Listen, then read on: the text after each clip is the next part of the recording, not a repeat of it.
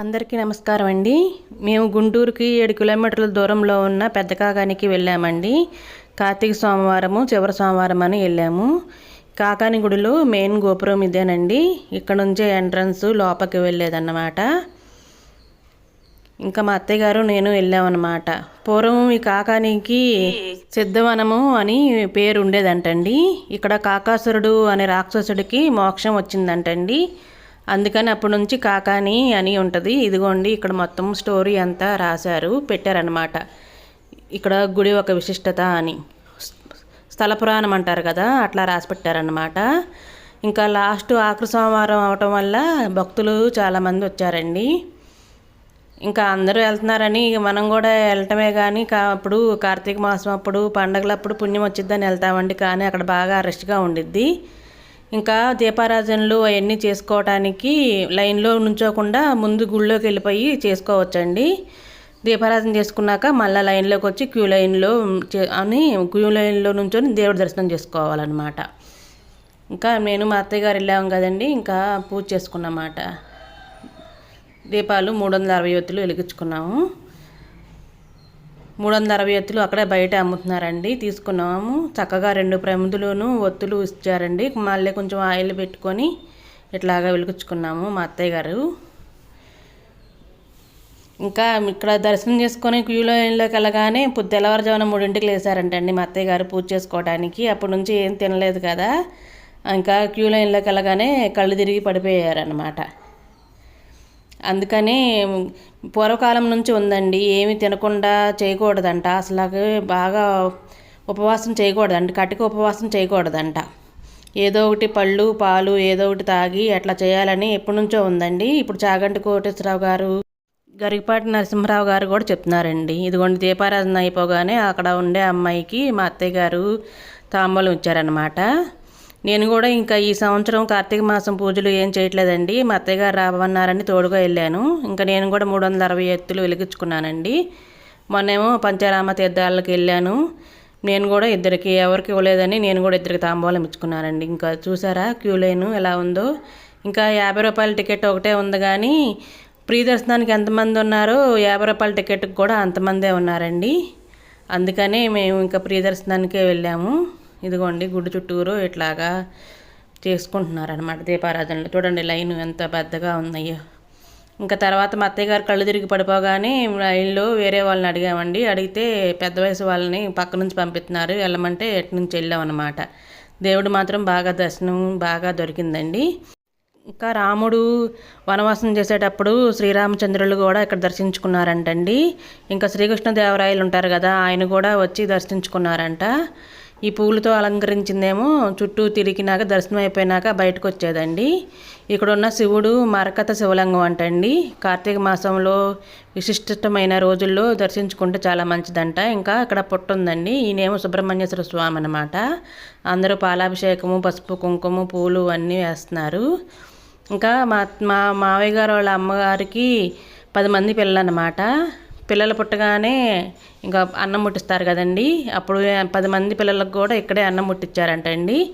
మా అత్తయ్య గారు వాళ్ళకి కూడా 3 అబ్బాయిలండి, వాళ్ళకు కూడా ఇక్కడే అన్నం ముట్టించారు. మేమైతే మా పెద్దమ్మాయికి ఒకటే ముట్టించామండి, విజయవాడలో ఉన్నాము. మా చిన్నమ్మాయి పుట్టినప్పుడేమో మేము కైకలూరు వెళ్ళిపోయాం అనమాట. ఇంకా అక్కడ నుంచి ఇంత దూరం రాలేక మేము ఇంటి దగ్గరే అన్నం ముట్టించామండి మా చిన్నమ్మాయికి మాత్రం. ఇంకా చాలామంది వస్తారండి, ఎవరికి ఎలాంటి కోరికలు ఉన్నా కానీ వాహన పూజలు అన్నీ చేస్తారండి. కోరుకున్న కోరికలు తప్పకుండా నెరవేరుతాయి. మేము వెళ్ళేటప్పుడే ఎవరో ఒక పెద్ద కారు కొనుక్కొని అట్లాగా అన్ని గుడులకి ఎవరికి ఎక్కడ నమ్మకం ఉంటే అక్కడ పూజలు అవన్నీ చేయించుకుంటారు కదండి. ఇంకా పుట్ట దగ్గర వెనకమాల నాగప్రతిష్ఠల వెనకమాల ఇలా పెట్టారనమాట. ఇక్కడ కూడా దీపారాధన చేసుకుంటున్నారు. ఇంకా పాలు ప్రతి ఒక్కరూ కోరిన కోరికలు నెరవేరగానే పాలు గిన్నె తెచ్చుకొని పాలు పొంగించుకొని దేవుడి చుట్టూ ప్రదక్షిణలు కూడా చేస్తున్నారండి. దేవుడికి సమర్పించిన తర్వాత బయటకు వచ్చి భక్తులకి ప్రసాదం పెడతారనమాట. మేము కూడా ఒక సంవత్సరం మా వారు నేను వెళ్ళి అట్లాగే అప్పుడు కరోనా అనమాట. కరోనా అయిపోయిన తర్వాత గుడి చుట్టూ ప్రదర్శనలు లేవన్నారండి. డైరెక్ట్గా ఇంకా దేవుడి దగ్గరికి వెళ్ళి సమర్పించేసాము. దీపారాధనలు కూడా చేయొద్దన్నారు కానీ ఇక్కడ ఒక చెట్టు ఉంది చూసారా, ఆ చెట్టు దగ్గర ఇప్పుడే వస్తామని చెప్పి వెలిగించేసామండి. ఇప్పుడైతే ఏం ప్రాబ్లం లేదండి, ఎవరైనా వెళ్ళి అందరం పూజ చేసుకోవచ్చు. ఇటు పక్కనేమో ఇక్కడేమో స్టాండ్లు పెట్టారండి. ఎవరన్నా కూర్చొని చేసుకోలేని వాళ్ళకి అట్లాగా బల్లలు పెట్టారు. ఆ బల్లల మీద వెలిగించుకోవచ్చండి. ఇంకా ఉయ్యాలలు కూడా అన్నీ ఉన్నాయండి. ఇంకా ఇదిగోండి, ఇంకా మళ్ళీ రెండోసారి వస్తున్నాం అనమాట. గుళ్ళో నుంచి బయటకు వస్తున్నాము.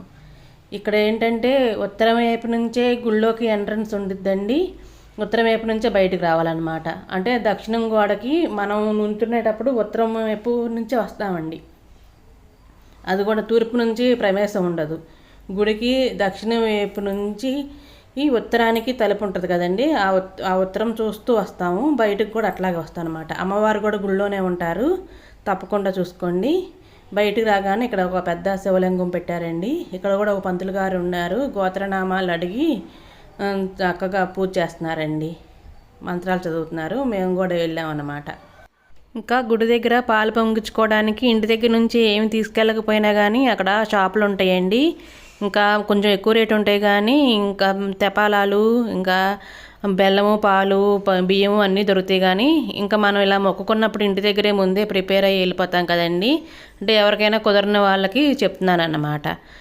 ఇంకా అక్కడ మేము వెళ్ళినప్పుడు కరోనా తర్వాత వెళ్ళాం కదండి. అప్పుడైతే మేము పొలాలు కొనుక్కొని పాలు పొంగించుకున్నాము. కానీ ఒక గది ఉందండి, అందులో గ్యాస్ స్టవ్లు అన్నీ ఉన్నాయి. ఆ స్టవ్ గ్యాస్ మీదే పాలు పొంగించుకోవచ్చు అండి. టికెట్ ఉంటుంది, 10 రూపాయలన్నా ఎంతైనా టికెట్ కొనుక్కొని పాలు పొంగించుకోవచ్చు అనమాట. ఇంకా ఇదిగోండి శివకేశవులు అని ఇట్లాగా ఒకటి ఫ్లెక్స్ కట్టి ఇలా పెట్టారనమాట. ఇదిగోండి గోపురము. ఉట్టప్పుడైతే టికెట్ తీసుకొని గుళ్ళో వీడియోలు ఫోటోలు తీసుకోవాలంటే టికెట్ తీసుకోవాలంటే అండి.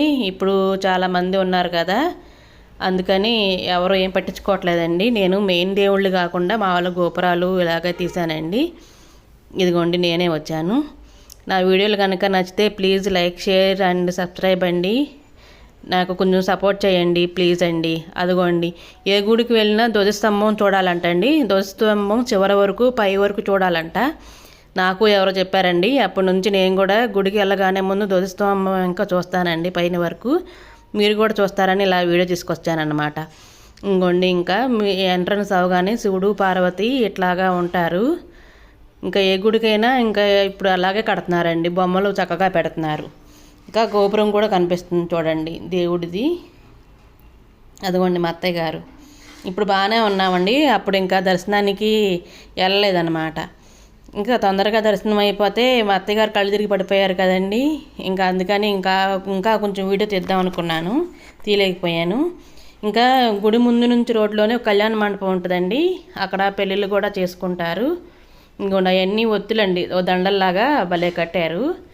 ఇంకా అది బాగుందని ఇంకా వీడియోలో చూశానమాట. నేను రాగానే కొన్ని వీడియోలు షార్ట్ వీడియోలు ఉన్నాయని కొన్ని డిలీట్ చేసేసానండి. అవి మళ్ళీ వీడియోలు ఎక్కడ ఉన్నాయో తెలియక మళ్ళీ రీస్టోర్ చేసినప్పుడు ఇట్లా మళ్ళీ రెండోసారి కూడా వచ్చినాయండి, ఏమనుకోవద్దు. ఇదిగోండి ద్వారపాలకులు అనమాట, అటుపక్కన ఇటు పక్కన. ఇదిగోండి 50 రూపాయల దర్శనం. ఇదేమో మామూలుగా బయట. ఇది కూడా ఫస్ట్ వచ్చిందిలేండి. మా అత్తయ్య గారు టవల్ వేసుకున్నారు. ఇట్లా హస్బెండ్ తోడు రానప్పుడు అట్లా టవల్ తెచ్చుకోవాలంటండి, ఎప్పటి నుంచో ఉంది. నేను కూడా పంచారామ యాత్రలకి వెళ్ళినప్పుడు అట్లా వేసుకున్నాను. ఇదిగోండి, ఇంకా దర్శనం చేసుకున్న వాళ్ళందరూ ఇలా బయటకు వస్తున్నారు. ఇంకా బయట ప్రమిదలు అవన్నీ చాలా చాలా ఉన్నాయండి, కానీ ఏం తీయలేదు. ఇంకా బయట రాగానే ఇట్లాగా అన్నీ ఉంటాయి కదండి. ఇంకా తిరణాలు అవన్నీ ఉంటాయి, ఇట్లాగే బొమ్మలు అన్నీ ఉంటాయి కదండి. ఆడపిల్లలకి ఏమేమి కావాలో, మగపిల్లలకైతే బొమ్మలండి, కార్లు అవన్నీ. ఇంకా కొంచెం ఇట్లాగా తీసానన్నమాట బయటకు వచ్చేటప్పుడు. ఇంకా వీడెప్పుడైతే ఆటోకి 10 రూపాయలు ఉంటుందంటండి.